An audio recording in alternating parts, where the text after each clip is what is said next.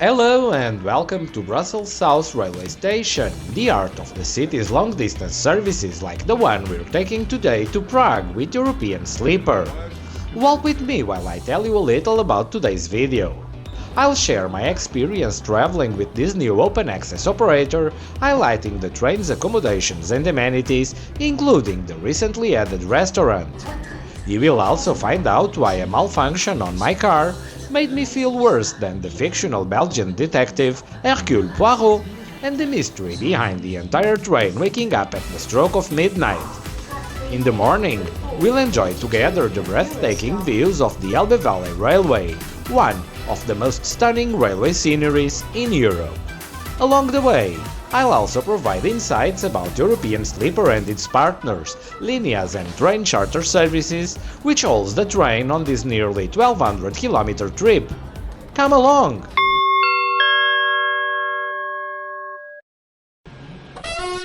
Even though this station has many shops, cafes and waiting areas, I always enjoy coming up to the tracks to do a bit of train spotting before my trip. The variety of trains and rolling stock is quite entertaining both for railway enthusiasts and passengers in general. Time flies, and soon it's time to head to track 3 for my train, which arrives a little bit late at 7:15 p.m., only 8 minutes before scheduled departure. Hauling it, there's a Bombardier Traxx F140 MS2 owned by Railpool, leased by Lineas and subleased to and operated by train charter services that I will introduce later in the video. The consist includes a mix of former German and other Central European cars, predominantly Couchettes, but also sitting cars, a sleeper car where I'm traveling, and a combined restaurant and sitting car.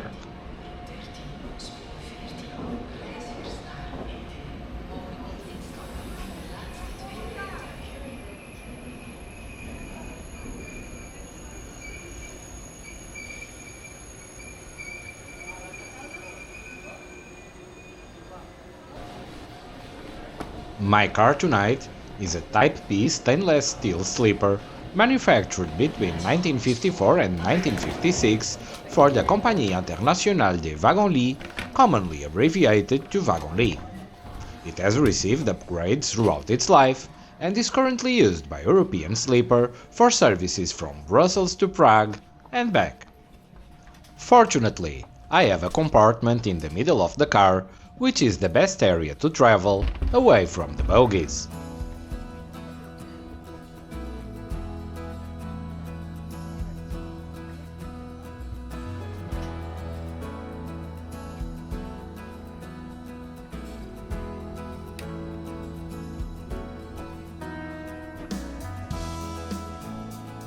There are 3 beds here. The upper one, which is always open, middle one, which unfolds by opening this wall, and the lower bed, which I chose, unfolds over these 2 seats when the compartment is converted into night mode. There's also this vanity, which also holds the sole power outlet in the whole compartment.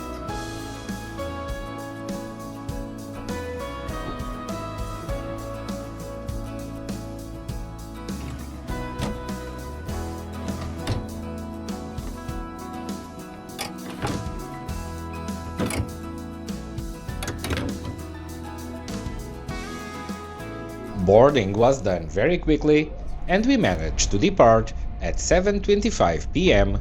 with a delay of only 3 minutes. This train uses Brussels north-south connection, opened in 1952. Partly in tunnel, this connection links Brussels' 3 main stations and carries around 1200 passenger trains a day, making its tunnel the busiest in the world. Now, please pay attention to the following announcement from the train manager. It will become important later tonight. The entire train, including the toilets, is equipped with smoke detectors. We would like to remind you that smoke smoking or vaping on board is strictly prohibited for safety reasons.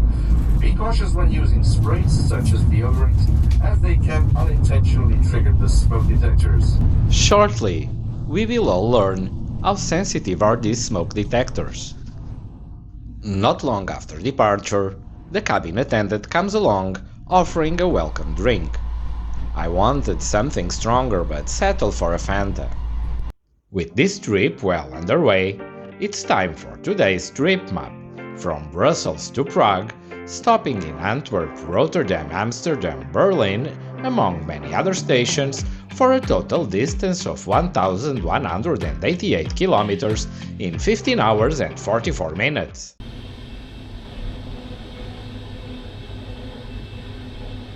Less than 40 minutes into our journey, we arrive at Antwerpen Centraal, Antwerp's main train station, considered one of the most beautiful in the world and worthy of a visit on its own right. There are 3 track levels for trains, with ours using the lower one. We have a 4-minute stop here, allowing many passengers to board our train. Soon we are moving again, and I want to take this opportunity to address the lack of power outlets in the compartments. I understand that it's an older train, but adding a few 220-volt outlets and USB ports wouldn't be too difficult and would greatly enhance the quality of service. The single one available is not practical for today's needs. But there's something worse. Although there is soap available, there is no running water, and this is utterly unacceptable. For over 100 years, it has been understood that being able to make one's ablutions in a sleeping car compartment is one of its perks. Even the fictional detective Hercule Poirot was able to wash his hands and brush his teeth in the comfort of his own cabin, likely in a 1920s S or LX sleeping car. However, my compartment, and as far as I understand the entire car, has an inoperative water system, rendering the sink in the vanity useless. This raises the question, what's the difference between this and the Couchette?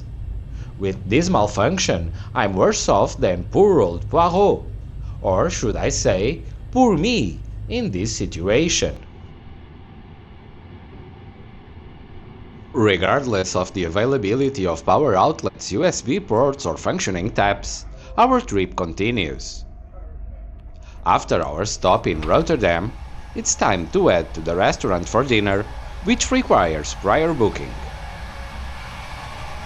After purchasing a ticket for the trip, European Sleeper sends an email inviting passengers to reserve their dining experience. There are 4 sitting times available from 7:30 p.m. to 10:30 p.m. When making a reservation, passengers must also select their menu from the options provided and pay in advance. Once the reservation is complete, a confirmation email is sent, and we are all set for a dinner in the newly added restaurant car. On the website linked in the description below, there's a calendar showing which trains offer restaurant service, as European Sleeper has only 1 car available and not all trains provide this service. My dinner consists of goulash de soup with mushroom and dill, caponata with roasted corn polenta, and panna cotta with forest fruit. Everything was pretty good, and the meal is undoubtedly a great addition to this trip. Afterward, I wanted a whiskey or vodka, but the bar only serves soft drinks, beer, wine, and Spanish cava. Unfortunately, they don't have any hard liquor. Since that's not what I'm looking for, I decide to disembark for a moment during our stop at Amsterdam Centraal, where many passengers wait for our train. Speaking of passengers, this train service has become quite popular, with today's trip running almost at capacity from this point onward. It's encouraging to see such a service gaining popularity in such a short time, and it's always a pleasure to see full trains. Another topic I'd like to discuss is the fantastic crew. They are young, enthusiastic, polite and joyful. I cannot praise them enough for the service they offer. A crew can make or break a trip or even the entire service, and in this case, they truly enhance the experience. Despite some noted shortcomings in the train, and what may come later, the crew's positive attitude makes those issues fade into the background. Without a doubt, those who work on this train are the service's greatest asset.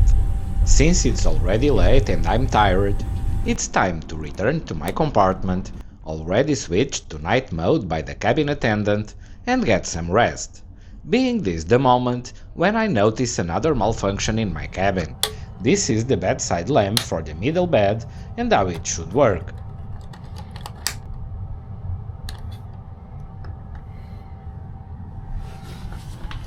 And this is my bedside lamp, which doesn't work.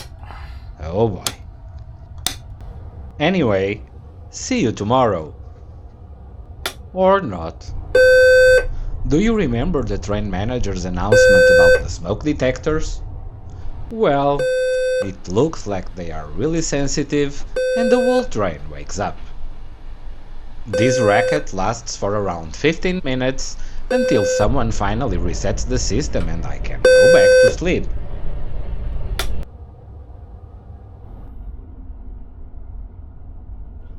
Good morning!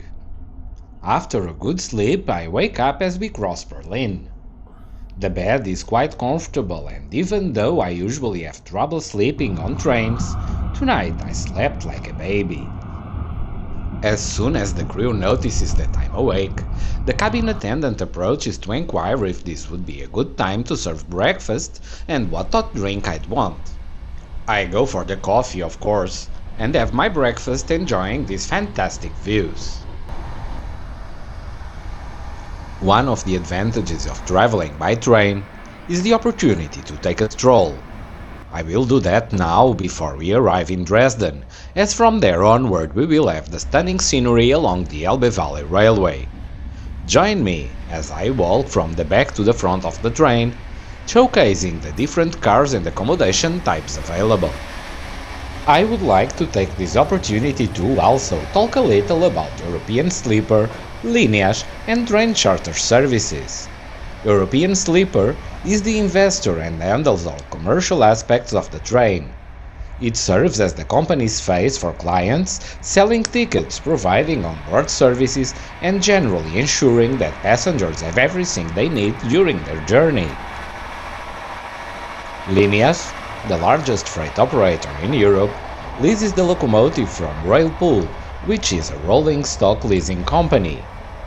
Train Charter Services, a Dutch railway company, subleases the locomotive from Lineas and is responsible for operating the train, including its haulage and safety. Currently, there isn't much publicly available information about train charter services, so if anyone has additional details, please feel free to share them in the comments below. As we discuss the technical aspects of this service, here's an interesting trivia. The train running from Brussels to Prague operates under 3 different electrification systems. From Brussels to the Dutch border, it uses 3000-volt continuous current. In the Netherlands, the system shifts to 1500-volt continuous current. In Germany, the train operates under 15,000-volt alternating current with a frequency of 16 Hz and 2/3. Finally, in the Czech Republic, it goes back to using 3000-volt continuous current. Remarkably, all of this is achieved without changing locomotives, as the Traxx F140 MS family is specifically designed to accommodate various electrification types, including both continuous and alternating currents. But there is more to consider. Train safety systems vary from country to country. In Belgium, all trains are required to be equipped with a system called TBL1+. In the Netherlands, trains use the Dutch ATB system, while in Germany the Induzi is in place. In the Czech Republic, there are currently no safety systems on the route of our train. Instead, alternative procedures are used to ensure safety is maintained at all times.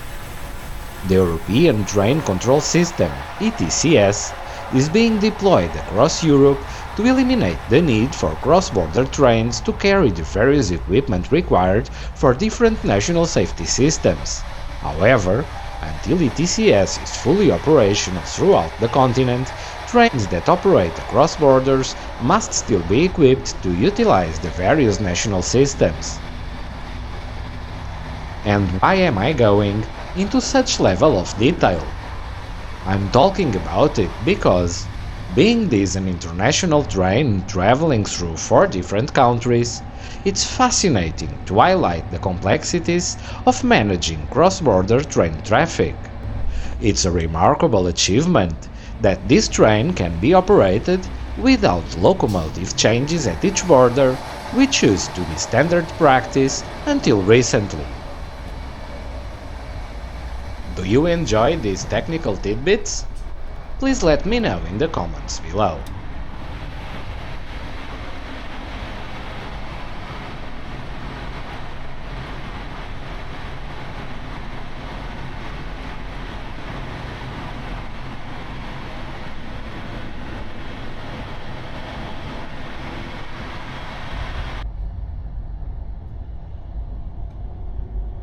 We finally arrive at Dresden Neustadt, our first stop in the city. Currently, we are experiencing a delay of over 45 minutes.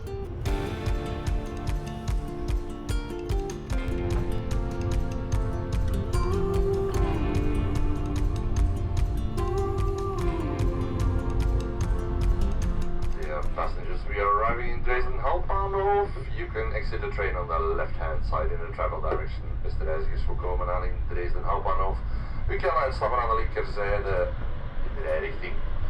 Liebe Reisende, wir kommen an in Dresden Hauptbahnhof. Aussteigen an die linke Seite.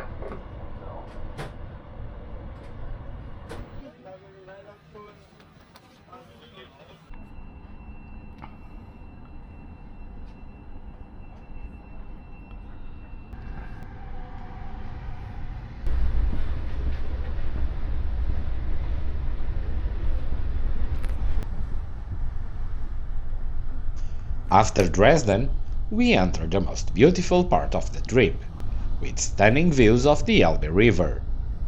The Elbe Valley Railway serves as a vital connection between Germany and the Czech Republic, forming part of the main corridor from Scandinavia to southeastern Europe and Turkey. This significance results in substantial traffic from both passenger and freight trains. In the future, the planned high-speed line between Dresden and Prague may reduce the importance of this route for passenger services. However, for now, several fast and local trains operate daily connecting Germany and the Czech Republic.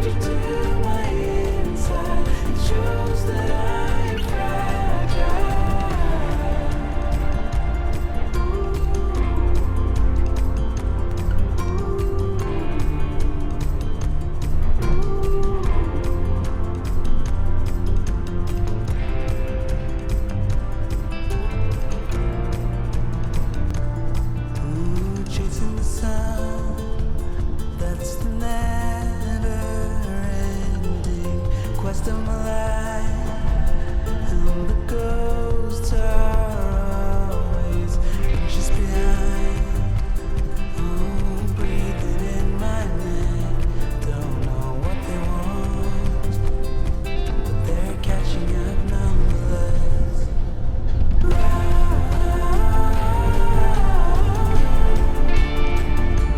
I escaped from every. With a delay of 50 minutes, we finally arrive in Decin, our first stop in the Czech Republic. This seems like a good moment to share the costs of my trip. The sleeping accommodation was €339 for a single sleeper cabin. Dear passengers, we are arriving at Decin. You can exit the train on the left-hand side in the direction of travel. If you choose to share with one or two additional passengers, the price is lower, of course. Tickets can be purchased exclusively through the European Sleeper website, which is linked in the description. For dinner, I paid €32 for a 3-course meal, also booked through the same website. I strongly recommend booking well in advance, as the sleeper sells out quickly, especially if you prefer a solo cabin. Our next stop is Ústí nad Labem, which has been a major industrial center since the 19th century. It is a large river port and home to nearly 100,000 inhabitants. An interesting fact about this city is that by the end of the 19th century, its port on the Elbe River was the busiest in the entire Austro-Hungarian Empire, highlighting the significance of the city's industrial sector for over a century.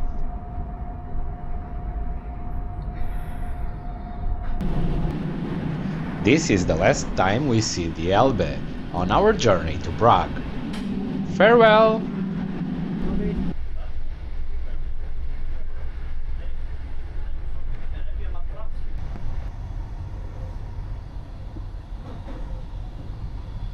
Another river, however, awaits us in all its beauty, resembling a lake, the Vltava, a tributary to the Elbe, which will accompany us until the end of this trip.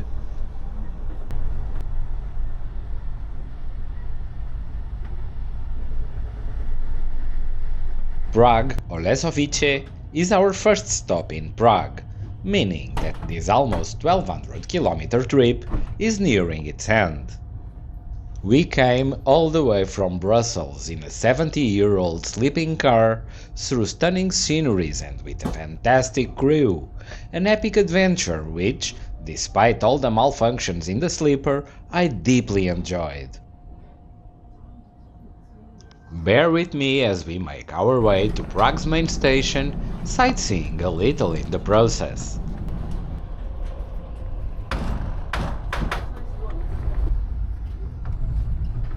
Finally, at 11:46, with a 50-minute delay, we reach our destination, the beautiful Prague main station. In a future video, I'll show it in all its glory.